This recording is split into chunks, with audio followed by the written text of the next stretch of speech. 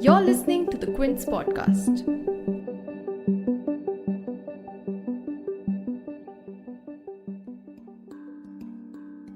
It's been a month since India rolled out phase 3 of the COVID vaccination strategy. The announcement to start vaccinating citizens between 18 to 45 years of age from 1st May, along with senior citizens and health workers and those with co-morbidities, had come at a very crucial time in April when India's COVID-19 cases were spiking by close to 4 lakh cases on some days. And that made it imperative to vaccinate as many people as possible. Yet, our vaccination process has been marred with contentious decisions that have slowed down the process significantly in phase 3. From announcing a vaccination drive without procuring enough vaccine doses to practicing quote-unquote vaccine diplomacy even in the middle of the second wave to shifting the burden of phase 3 vaccination on the already burdened states.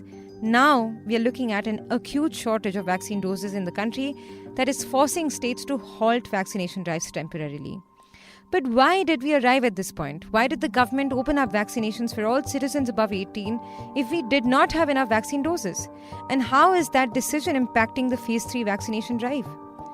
In this podcast, you'll hear from Dr. Anand Bhan, public health expert and adjunct professor and researcher in bioethics at Mangaluru's Yenapoya University, and Mr. Kapil Sibal, former union minister and senior Congress leader. You're tuned in to The Big Story, the podcast where we dissect the headline-making news for you. And I'm your host, Shorburi.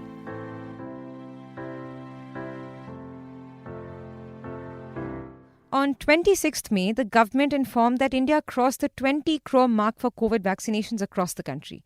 To give you the exact figures, as of 31st May, the country has administered 21.31 crore doses of COVID-19 vaccines. And the government also tweeted about it, saying that India crossed 20 crore cumulative COVID-19 vaccination coverage in just 130 days, and that after USA, India is the second country to achieve this mark. While that's one way to look at it certainly, and an optimistic one at that, the other way to look at this is to see where the vaccination figure stands vis-a-vis India's population, or how much of the population do these 21.31 crore vaccine doses cover exactly. Now, the US has a population of 33.16 crores, but India, on the other hand, has a 139 crore strong population, out of which at least 90 crore Indians are eligible for vaccines. So ideally, India would need to have administered at least 180 crore doses to have vaccinated the eligible population. But currently, only 4.45 crore citizens in India are fully vaccinated, while 16.86 crores have received the first dose of vaccine. And this is all from official data provided by the Health Ministry. That means currently only 3% of India's entire population is fully vaccinated, while only 11% of India has received the first dose. Do these figures inspire confidence in the vaccination drive? Dr. Anand Bhan says that while it has to be acknowledged that it's a complex process to vaccinate a vast population as India's, the decisions to stick to differential pricing for COVID-19 vaccines, having separate procurement processes for state, centre and private hospitals have introduced a vaccine inequity in the country. Well, you have to look at it both from a macro perspective, which is to say that given a global paucity of vaccines, we've still managed to give upwards of 21 crore doses, which is good. That having been said, our population requires us to have a much higher coverage and also ensure that this coverage reaches all sections of the population. It's likely, given the current system of, pricing, allowing for central procurement, state procurement, and private health facilities procuring on their own, that those who are more well off, either in terms of access to technology or financially, have better chances of getting vaccinated, whereas those who might not have access to financial resources or to being able to access technology are still probably less likely to be able to access vaccines, and that is an equity question. On top of that, you also have to recognize that there is still some concern and apprehensions around vaccination in many parts of rural India, and that needs to be addressed as well. So it's encouraging that we managed to do so much, but clearly there is a lot to be done. A big reason that India is moving at a snail's pace with its vaccination process compared to some other countries is because the third phase of the vaccine drive has coincided with an acute vaccine supply shortage across the country. And most of us are familiar with the cumbersome process of trying to secure a vaccine slot either in the Co-win or Arogya Setu apps in the past month. But as we stand in the cusp of the second wave and an impending third wave, what doesn't make sense, however, is why did we have to arrive at this critical point? If we did not have enough vaccine doses ready for the country, what explains the centre's decision to open up the vaccination process for the 18 to 44 age group at all? Many experts believe that the centre's decision seems to be a classic case of putting the cart before the horse. While the government's premature declarations of India defeating COVID and allowing election and Kumbh Mela gatherings have received a lot of flack, the Modi government has also received scathing criticism for exporting 6.6 crore doses to other countries since January 2021 as a part of India's quote-unquote vaccine diplomacy. In fact, vaccines were being exported even till April, when India broke its own records with a daily spike in cases. And how did that cost Indians? Well, for perspective, as a report on Quartz points out, 66 million would be enough to vaccinate the whole of Delhi, Mumbai and Kolkata. Former Union Minister and Congress leader Kapil Sibal believes that the centre was more occupied with elections than planning for the pandemic. I feel very upset that a nation which is a leader in vaccine production has been left behind. A nation that should have watched out for the dangers that lay ahead because of COVID-19 looked the other way. A nation which went to Davos and said, India is an example of how to handle COVID-19. A few months later, is perceived as a country which does not know how to handle COVID-19. That's what I'm sad about. The fact that there are 900 million people that need the vaccine, and only 3% of the 900 million have received two shots of the vaccine.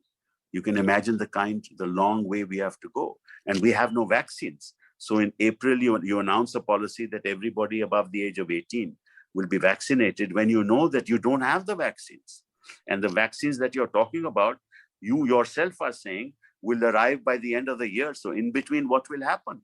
All those people above 18, if they get COVID-19, which they are likely to get because the virus goes around and nowadays it's in the air, who will help them?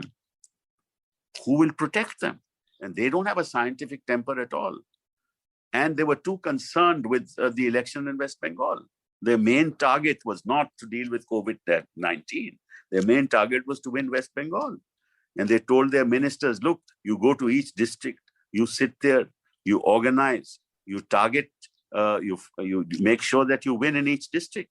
Where are the ministers now?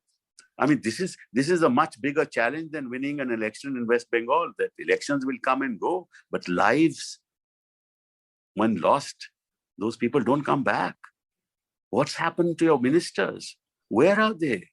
Why have you not ordered them to go to each district and make sure that people are protected, or make sure that if they are not vaccinated, set up systems to ensure that they are vaccinated? Even if they are not vaccinated, those who have been affected, help them out.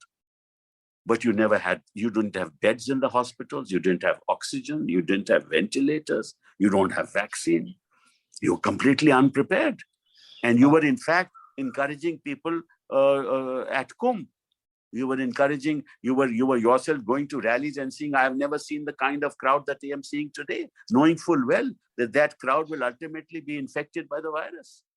But since the burden of vaccinating the 18 to 44 group fell on state governments, many states had to delay the immunization process over the lack of vaccine doses. And some states have now even halted the drives temporarily because the vaccine stocks are all spent up. Maharashtra, which has delivered the highest number of doses in the country with 2.07 crore vaccine doses, had to halt the process on 12th May, barely some days after kickstarting the drive. Likewise, Delhi, which has vaccinated around 9 lakh people in this age group, has also temporarily paused the drive from 24th May. Rajasthan and Chhattisgarh are the other states that aren't currently vaccinating.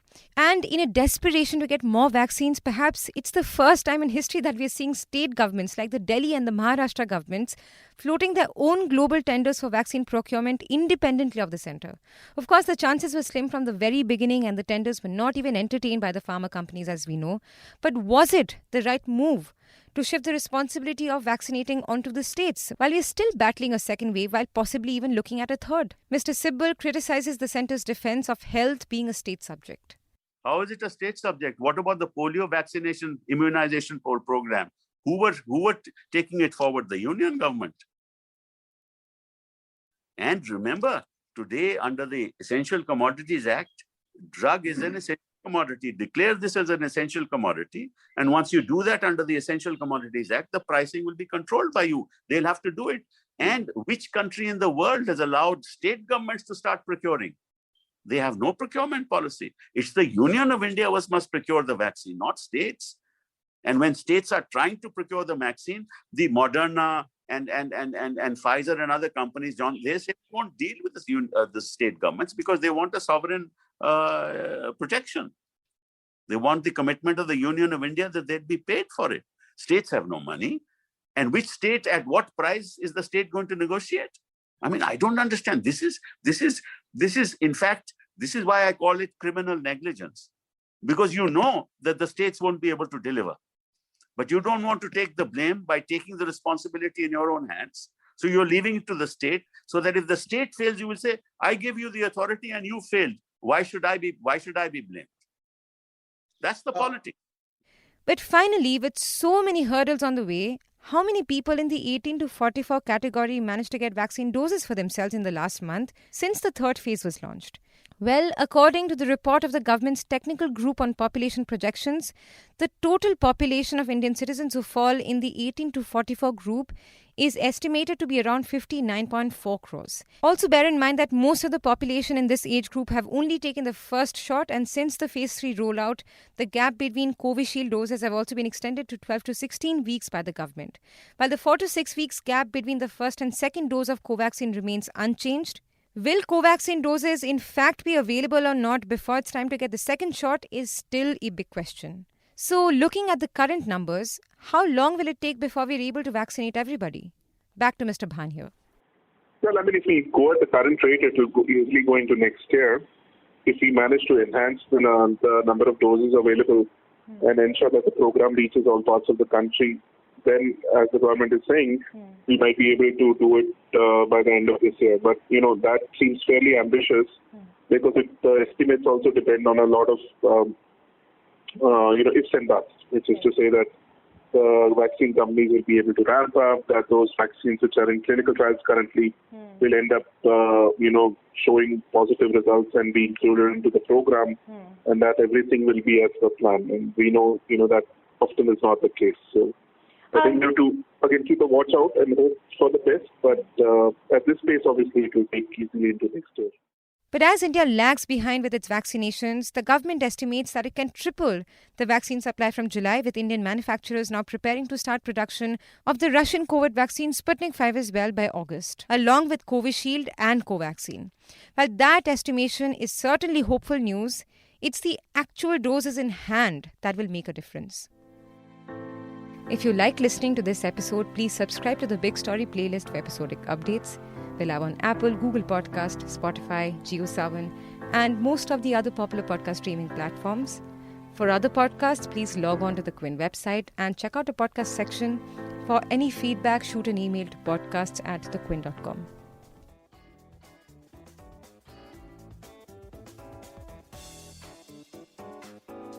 Thanks for listening. Log on to the Quint's website and check out our other podcasts